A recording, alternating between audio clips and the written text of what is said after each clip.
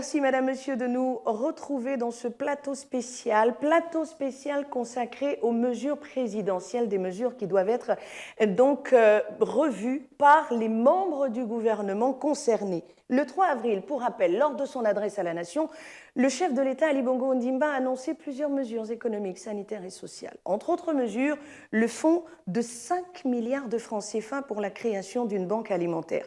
Entre ce qui a été dit par lui, les clarifications apportées par le gouvernement et ce qui se dit dans les quartiers, il y a que les modalités pratiques de l'ensemble de ces mesures doivent être précisées par chaque département ministériel, d'où la présence ce jour sur le plateau de Gabon 24 du ministre du Commerce, M. Hugues Mbadinga Madia. Avec lui, il sera question de savoir quelle partition va jouer le ministère dont il a la charge dans la riposte contre la Covid-19, à qui incombe la responsabilité de la gestion de la banque alimentaire, quelle politique pour la gestion des produits de première nécessité. Monsieur le ministre, bienvenue. Bonjour madame. Merci d'être avec nous. À qui incombe la gestion, la responsabilité de la gestion de la banque alimentaire? Madame Galibika, merci de me donner l'occasion de m'exprimer face aux compatriotes. La banque alimentaire est gérée dans un cadre interministériel à 3 niveaux. La collecte, pour ce qui concerne la collecte du numéraire, c'est mon collègue en charge de l'économie. La collecte en produits est faite par votre humble serviteur, le ministre du Commerce. Et nous avons ensuite 2 autres niveaux. Le niveau de contrôle, parce qu'on doit contrôler, on doit s'assurer de la qualité des produits qui seront mis à disposition de la banque alimentaire.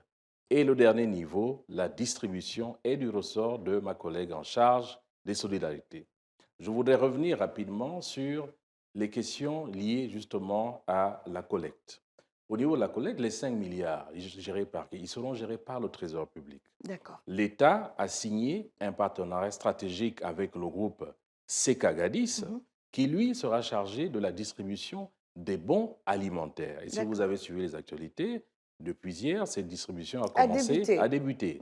Donc, les fonds ne seront pas gérés par les ministres que nous sommes, ni par nos équipes. Ils vont transiter du Trésor, où ils sont mis à disposition par le chef de l'État, vers le groupe Sekagadis, qui lui émettra des bons. Lesquels bons arriveront directement vers les bénéficiaires. Via la solidarité nationale. Via la solidarité nationale. Quant à la question liée justement aux collectes de produits, vous avez vu, les dons. Les dons. Comment ils sont gérés? Ils sont gérés. D'abord, ils sont collectés. La cible que nous avons, au départ, la cible était les bénéficiaires de l'agrément vie chère. Mais on a vu que l'appel du chef de l'État a eu beaucoup de succès. Ça s'est étendu à l'ensemble des entreprises. Aujourd'hui, on a une 50aine d'entreprises qui a commencé déjà à donner des engagements. À ce stade, nous faisons une comptabilité. Vous avez suivi sur nos sites Internet, sur nos pages Facebook et Twitter, nous faisons régulièrement une communication de qui a donné quoi. D'accord. À ce stade, qui a donné quoi? À ce stade, nous avons 25 entreprises qui ont contribué en produits à la banque alimentaire. Le détail de ces produits, vous pourrez aller sur nos pages Facebook, Twitter, vous verrez l'ensemble des entreprises et le détail de ce qu'ils ont transmis à la Direction générale du commerce. Ces éléments sont régulièrement livrés à ma collègue en charge de la solidarité de manière à ce que des kits alimentaires soient faits et que la distribution D'où la question d'un téléspectateur, Monsieur le ministre, les dons qui sont actuellement remis aux populations dont la distribution a démarré lundi par les solidarités nationales, ces dons proviennent bien de la collecte. De la collecte ce qui fera partie des 5 milliards ou décaissé des 5 milliards, ce sont les bons. Ce sont les bons, de telle manière à ce que personne n'ait à gérer de l'argent en numéraire. D'accord. Donc, les 5 milliards mis en place par le chef de l'État vont transiter vers le ministre en charge des solidarités par le biais du groupe Sekagadis, qui est le partenaire choisi par l'État. Donc, ce sont les bons qui vont circuler simplement, mais pas de l'argent. D'accord. Et ces bons qui seront remis aux 60 000 familles 60 000 familles dans un premier temps, en sachant que c'est une opération qui va s'étendre. Elle va aller de manière graduelle sur l'ensemble du pays. D'accord. Voilà. Merci beaucoup pour ces précisions. Vous le savez, les 5 milliards ne sont pas gérés par le ministre de l'économie, ni par celui du commerce, encore moins par le ministre des solidarités, mais par le Trésor qui sera donc le tampon entre la personne qui va délivrer les bons, où les populations iront s'approvisionner, et donc ces populations-là. Monsieur le ministre, qu'en est-il aujourd'hui des produits de première nécessité? Bien, Madame Ngalebika, c'est la En question période de confinement. essentielle. C'est Voilà. la question essentielle en Dites-nous. période de confinement. Nous avons arrêté une liste de produits de première nécessité. Nous faisons un contrôle strict des stocks. Les instructions telles qu'elles nous ont été données par le chef de l'État et le Premier ministre chef du gouvernement, c'est que les produits de première nécessité n'aient pas à manquer dans le pays. D'accord. Et je tiens à rassurer les compatriotes. Nous avons l'exactitude des stocks de lait, de sucre, de riz sur l'ensemble du pays. Nous suivons semaine par semaine l'ensemble de ces stocks. Et je tiens à dire qu'il n'y aura pas de rupture pendant la période de confinement. Les stocks sont disponibles. J'en appelle donc à l'ensemble des consommateurs de ne pas se laisser aller à des consommations frénétiques. Oui, parce Il n'y que a pas de là, crainte à avoir. merci beaucoup. Les stocks sont disponibles. On a vu les populations se ruer vers les magasins comme si le monde s'arrêtait parce que le pays est en confinement. Vous rassurez ici? Je rassure, le monde ne s'arrêtera. On a de quoi tenir pendant le confinement et au-delà du confinement. D'accord. Nous avons mis en place d'ailleurs un numéro vert parce qu'on ne sait jamais, toute politique publique a toujours des effets nocifs. Nous avons un numéro vert, le 1435, 14h35. qui est mis à la disposition du public en cas de rupture ou de non-disponibilité de produits sur quelque endroit du territoire, qu'ils saisissent nos services. Et à ce moment, nous avons mis en place derrière un dispositif qui peut aller jusqu'à mettre en place des livraisons spéciales. Donc, les instructions des plus hautes autorités sont claires. Les produits de première nécessité ne doivent pas manquer et ne manqueront pas. Concernant la circulation de ces produits justement vers l'intérieur du pays, parce que là on parle du Grand Libreville, mais l'intérieur du pays, est-ce qu'il y a quelque chose de précis, une politique précise mise en place ou les choses continuent normalement? Non, vous savez que le confinement du Grand Libreville a admis comme principe que tout le monde reste chez soi. D'accord. Ce qui Au-delà n'est de pas ça, encore visible, malheureusement. bien sûr, ça va se faire progressivement. D'accord. Au-delà de cela, nous avons, en fait, le gouvernement a arrêté une liste on va dire, de secteurs essentiels. D'accord. Les commerces alimentaires vont être ouverts. Le boutiquier, l'épicerie du Le quartier, boutiquier, l'épicerie du quartier, il peut à ouvrir. condition, bien sûr, il peut ouvrir, à condition, lui aussi, eux aussi, que les mesures sanitaires soient respectées. D'accord. Parce que les règles de confinement doivent être, mais il faut continuer, madame, à nourrir les Gabonais, à les procurer en produits de première Oui, nécessité. mais là, on parle des épiceries de quartier. On ne parle pas des grandes surfaces, Oui. mais plutôt de la petite commerçante qui vendait sa tomate, de l'épicier au quartier qui vend du pain, un peu de tout. Est-ce que ces personnes sont autorisées? Ce sont des commerces alimentaires, ils sont autorisés à rester ouverts. Très bien. Je le confirme ici. D'accord. Parce que les gens doivent continuer, rester chez eux et continuer à s'alimenter. D'accord. Voilà. Mais on dit bien de ne pas sortir. Donc, il y a un peu... Ils sortiront, ils doivent sortir. Pourquoi? Et en ce moment, on est en train... la mesure qui a été prise, c'est qu'il faut sortir. Vous avez des cas d'urgence. Vous avez par exemple le cas de la santé. Vous êtes malade. D'accord. Vous êtes malade, la maladie n'attend pas. Souffrez de palu. Vous êtes autorisé à vous déplacer et à expliquer aux forces de l'ordre qui sont à l'extérieur. Pareil également pour ce qui concerne l'alimentation. Ce que je peux vous dire déjà, c'est qu'on est en train de travailler sur un système plus efficace qui fasse en sorte que on ait des autorisations spéciales de sortir, peut-être sur une semaine, qui sont limitées. D'accord. Voilà, donc ce sont des questions d'urgence. On ne peut pas maintenir les compatriotes dans les maisons sans leur permettre de pouvoir sortir de temps en temps, s'approvisionner. Sachant que souvent les commerces sont un peu éloignés, on ne parle pas d'épicerie, mais les grandes surfaces sont généralement un peu éloignées. On a Transacanda et Transurb qui ont commencé à desservir, mais il y a des coins encore qui ne sont pas touchés. Là encore, on va appeler le ministre du Transport à essayer de ratisser large pour permettre aux populations justement de se déplacer. Parlant, s'agissant, monsieur le ministre, la question, elle est grave parce que l'autorisation d'ouverture des magasins est désormais monnayée. Par qui? Dieu seul sait. Dans certaines mairies, certains agents monnaient l'ouverture des commerces de proximité. Qu'est-ce qu'on répond à cela, monsieur le ministre? Madame Ngalebika, si c'est le cas, c'est illégal. D'accord. Si vous êtes au courant des faits de cette sorte, transmettez l'information à qui de droit. D'accord. Et les ministres en charge de la sécurité ne manqueront pas de sévir.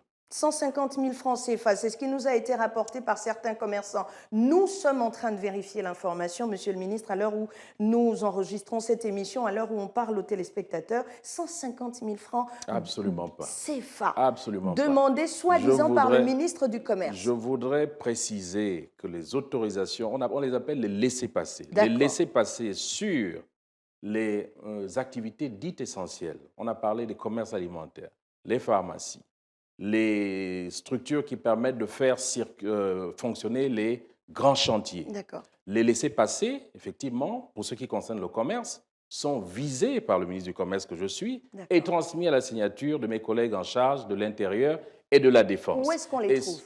Ils sont disponibles. Ils sont disponibles. Le ministre en charge de l'Intérieur a fait circuler un communiqué qui est disponible partout. Il y a des formulaires qui sont disponibles, téléchargeables. Il y a, je pense qu'il a fait circuler un mail qui permet justement à l'ensemble des opérateurs de pouvoir envoyer les requêtes sur ce mail. Donc, c'est une information qui est gratuite. Ce sont des laissez-passer qui sont gratuits.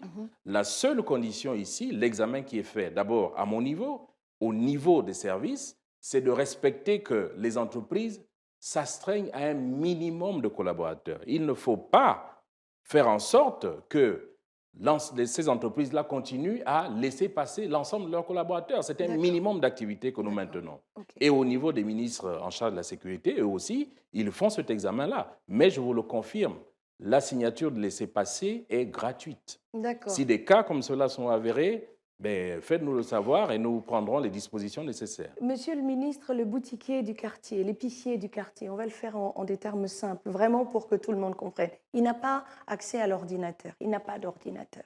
La commerçante qui vend les tomates devant la maison n'a pas d'ordinateur. Comment elle fait, elle, pour avoir son laissez-passer du commerce? Comment elle fait? Vous connaissez la configuration de la plupart des boutiquiers. Ils habitent chez eux, la plupart du temps. Ils habitent chez eux, donc le problème ne se pose même pas. D'accord, mais pour la commerçante qui est peut-être pas à l'endroit précis où elle vit, elle ne vend peut-être pas devant sa maison. Elle habite dans le 5e arrondissement, mais dans 2 quartiers. Elle habite dans un quartier et travaille dans un autre quartier. Qu'est-ce qu'elle fait? Comment elle fait pour avoir le laissez-passer? Vous posez là une question de fond. C'est la question justement des personnes qui sont dans une situation d'informel. Elle est informelle, elle est enregistrée sur place. Et c'est ça, c'est à cause de ça que j'en appelle à l'ensemble des commerçants à formaliser leurs activités. Si elle est informelle, c'est difficile. Ça va être difficile, malheureusement, en situation de crise. Pour l'instant, on regarde, on privilégie les personnes qui sont formellement identifiées. Le boutiquier du coin, comme vous le dites en français facile, la plupart du temps dans nos quartiers, il habite là où est son magasin, il ouvre. Donc, il n'a pas besoin, le seul laissez-passer dont il a besoin, c'est peut-être lui pour aller, on va dire, s'approvisionner. Tout à fait. Voilà. Et voilà. Mais, monsieur le ministre, je reste sur cette question de la maman. C'est une personne vulnérable parce que ne disposant que de ce commerce pour nourrir sa famille. Aujourd'hui, à cette situation, on ne peut pas prévoir la crise. Mais il y a une crise qui est là. Monsieur le ministre, quelle solution pratique pour cette femme qui vous regarde, pour cette maman qui a 10 enfants dans la maison? Comment elle fait, elle, aujourd'hui? Elle est informelle, on est d'accord. Mais qu'est-ce qui peut être fait pour qu'elle soit en possession de se laisser passer pour continuer à vendre ses tomates? Madame Galivika, quand le chef de l'État a parlé justement de la banque alimentaire, a lancé l'idée de la banque alimentaire et qui nous a instruits, il a parlé des compatriotes en fragilité. D'accord. La crise fait en sorte que, malheureusement pour nous, nous aurons des compatriotes en fragilité. D'accord. Et ces personnes-là rentrent justement dans la cible des personnes qui doivent être aidées. C'est ce que nous voulions savoir. Voilà. Donc, elles seront aidées, elles seront prises en compte, elles font partie des 60 000. Absolument, parce qu'à cause de la crise, elles ont perdu leur activité, elles n'ont plus rien, n'ont plus de revenus.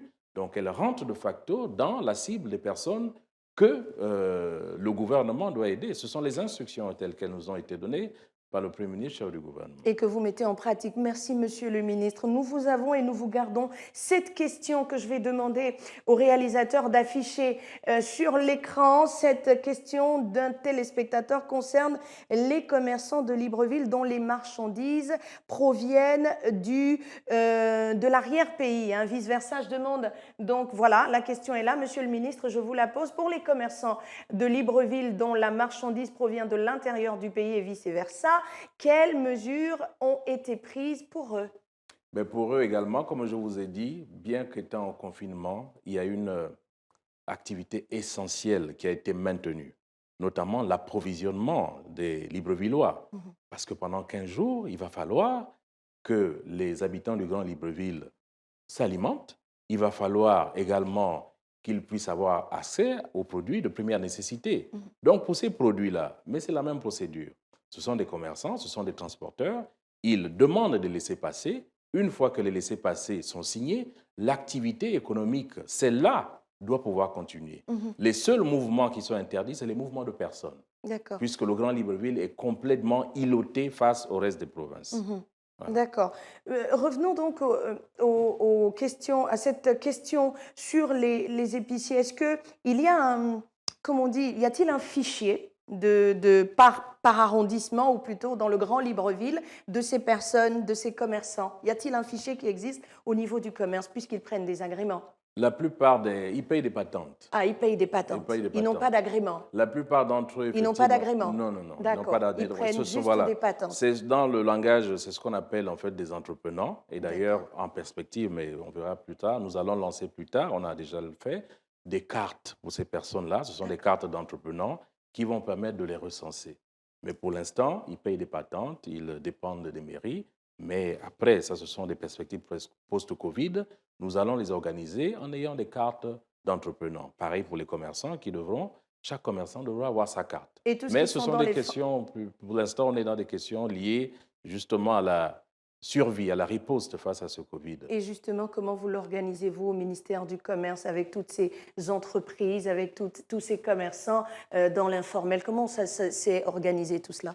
Nous avons, en relation d'ailleurs avec mon collègue en charge de l'économie, il y a déjà la réaction face à la crise. Le chef de l'État a indiqué un certain nombre de mesures qui sont aujourd'hui en train d'être formalisées. Il y a des guichets qui sont ouverts. Un guichet bancaire pour ceux qui, en difficulté, veulent avoir des crédits. Il y a un guichet fiscal, puisque le président a décidé de la baisse de l'impôt de moitié, de l'impôt synthétique libératoire et des patentes. Et ça concerne les petites et moyennes entreprises. Le président de la République a également décidé de report d'impôts. Il y a également un fichier concernant les loyers. Mais les loyers, bien sûr, cette mesure concerne les particuliers, mais ça concerne aussi les petites et moyennes entreprises. Et il y a des avantages vis-à-vis de l'emploi. Nous, avec ma collègue en charge du travail, le président, le Premier ministre ont décidé de la mise en place de l'allocation du chômage technique qui se situe entre 50 et 70%. C'est pour préserver l'emploi. Toutes ces mesures sont à l'endroit des petites et moyennes entreprises. Il y a également la demande qui leur a été faite de maintenir les bas salaires, c'est-à-dire jusqu'à 150 000 francs CFA. Ces mesures, ce sont des efforts importants à la disposition des petites et moyennes entreprises, des entreprises en général. Le problème de fond, c'est qu'il faut que les compatriotes, ici spécifiquement les petites et moyennes entreprises, s'informent, qu'ils aillent, parce ils doivent s'informer, c'est la première chose. La deuxième chose, ils doivent procéder. Quand on dit qu'il y a un guichet, il y a des numéros qui sont mis à leur disposition, qu'ils ne doutent pas d'abord, réagissent après, parce que le temps passe. Tout à fait. Il faut qu'ils aillent vers ces guichets. Il faut qu'ils s'informent pour commencer déjà à soumettre des dossiers. D'accord, mais les guichets là, ils sont où? C'est quoi le numéro vert? Où est-ce qu'on le voit, monsieur le ministre? Tout ce que vous dites est joli, mais ces gens, pour s'informer, il faut qu'il y ait un numéro vert, puisque la circulation est restreinte. Mon collègue en charge de l'économie a suffisamment communiqué sur ces guichets qui sont ouverts, avec des numéros verts qui sont disponibles. Et des mails également qui sont disponibles. Donc, toute cette information est sûre. Je le redis, ce package fait partie des mesures prises en compte par le chef de l'État en faveur du monde de l'entreprise. Donc, ce sont des mesures, il faut rapidement que les entreprises jouent le jeu, il faut qu'elles y aillent, parce que le chef de l'État, en mettant en place ces mesures, vient répondre à la question de la baisse de revenus et de la baisse de la trésorerie des entreprises. Donc, il faut maintenant passer à une phase plus concrète. Puisque nous sommes arrivés malheureusement au terme de cette émission, rappelez peut-être l'essentiel de notre échange de ce jour. Il n'y aura pas de pénurie. Les produits de première nécessité seront accessibles durant toute la période de confinement et même au-delà. Je vous le réaffirme, je réaffirme aux compatriotes, il n'y aura pas de pénurie. Nous suivons semaine par semaine l'évolution des stocks. Et les stocks, au niveau national tels qu'ils sont, nous permettront on va dire, de tenir pendant la période de confinement et même au-delà. D'accord. Nous avons mis en place, encore une fois, un numéro vert, le 1435. Très bien. S'il y a des ruptures d'approvisionnement, quel que soit l'endroit du territoire, même à l'intérieur du pays, saisissez ce numéro vert, signalez-nous. Nous allons nous organiser au niveau du gouvernement pour mettre en place des commandes spéciales. Je voulais dire également, passer le message au niveau des commerçants, que l'État ne tolérera pas, dans cette période de crise, toute action ayant tendance justement à faire de la spéculation et gagner de l'argent sur le dos des compatriotes. La spéculation est visible. Là aussi, ce numéro vert est mis à la disposition de l'ensemble des compatriotes. Nos services, c'est vrai, d'astreinte sont sur le terrain pour surveiller, pour informer, pour endiguer ce type de phénomène. Mais j'en appelle également à l'ensemble des compatriotes, si une telle information est sûre, s'il se trouve des dépôts qui sont fantômes, s'il se trouve des personnes qui font de la spéculation, saisissez-nous. Nous n'hésiterons pas à prendre des mesures pour sanctionner de telles pratiques. Rappelez-nous le numéro vert. Le numéro vert est le 1435. Vous vous adressiez définitivement et à la fin de cette émission, non seulement vous venez de le faire à l'endroit des commerçants, faites-le également à l'endroit des petites et moyennes entreprises dont vous êtes le premier des responsables aujourd'hui, avant que de nous donner votre mot de la fin. Bien, je voudrais dire d'abord, la première chose, c'est que les uns et les autres s'astreignent aux mesures sanitaires. Parce que le défi que nous vivons actuellement, c'est d'abord un défi sanitaire. Il faut sauver des vies. C'est sauver les vies des compatriotes. Restez chez vous pour le principe, ne sortez que si vous avez des activités essentielles. Je voudrais m'adresser à l'ensemble des commerçants pour accentuer les mesures dans les magasins, dans les grandes surfaces, dans les marchés, les mesures barrières, les règles de distanciation, se laver les mains, utiliser les produits. Je voudrais demander à l'ensemble des commerçants de s'astreindre à ces mesures. C'est très important. Et expliquer au grand public que la règle de confinement du Grand Libreville a admis des exceptions pour que l'ensemble des compatriotes habitant dans le Grand Libreville continuent à s'alimenter. Qu'il n'y ait pas d'attitude de surconsommation. Nous avons de quoi tenir. Que les uns les autres continuent justement à œuvrer comme il faut. Restez à la maison, ne sortez que pour l'essentiel quand vous avez des besoins urgents tels qu'on l'a dit, c'est-à-dire quand on est malade, quand on va s'alimenter. Je voudrais terminer à l'endroit des petites et moyennes entreprises en disant que les outils mis en place sont des outils à leur disposition. Mesdames et messieurs, ces outils sont à votre disposition. Toutes les mesures concernant les loyers, toutes les mesures concernant l'emploi, les allocations chômage, toutes les mesures fiscales, ce sont des instruments qui doivent vous permettre de pouvoir passer ce mauvais cap de la crise sanitaire parce qu'on sait que beaucoup d'entre vous ont perdu des revenus. Donc, nos services conjoints, ministère de l'économie, ministère du travail, ministère du commerce et des PME vous attendent. Instruisez vos dossiers et nous espérons que vous aurez trouvé toutes les solutions pour passer ces difficultés que vous vivez, qui sont marquées justement par, pour certains, la fermeture de leur magasin, pour d'autres, des difficultés de trésorerie. Voilà. C'était le mot de la fin du ministre du Commerce. C'était très émouvant, oui. Tout cela pour vous rappeler qu'il y a la Covid-19 qui continue de gagner du terrain malheureusement dans le pays. Il y a de l'espoir puisqu'il y a 4 personnes qui ont été guéries, ce qui porte à 5 le nombre de personnes guéries dans les 80 cas testés positifs. Madame, Monsieur, il y a qu'il faut respecter les mesures barrières. La mesure de distanciation sociale d'1 mètre est nécessaire pour que vous puissiez rester en bonne santé. Il y a que si vous avez envie de tousser ou d'éternuer, faites-le dans le creux de votre coude. Si vous n'avez pas d'eau à proximité, le ministère de l'Énergie a mis en place un certain nombre de pompes pour l'occasion. Vous pouvez vous arrêter à un endroit, vous lavez les mains. Mais si vous avez du gel hydroalcoolique, faites comme nous, s'il vous plaît. Mettez-en un tout petit peu et nettoyez-vous les mains parce que c'est essentiel, Monsieur le ministre. Nous allons faire ce geste qui sauve des vies. Merci de nous avoir suivis. Vous le savez, vous êtes commerçante, vous n'avez pas la possibilité de vendre, vous êtes éligible. Vous faites partie des 60 000 ménages gabonais qui seront touchés par la banque alimentaire. Merci, Monsieur le ministre, d'être passé sur Gabon 24. Merci à vous de nous avoir suivis. Les programmes de Gabon 24, eux, se poursuivent.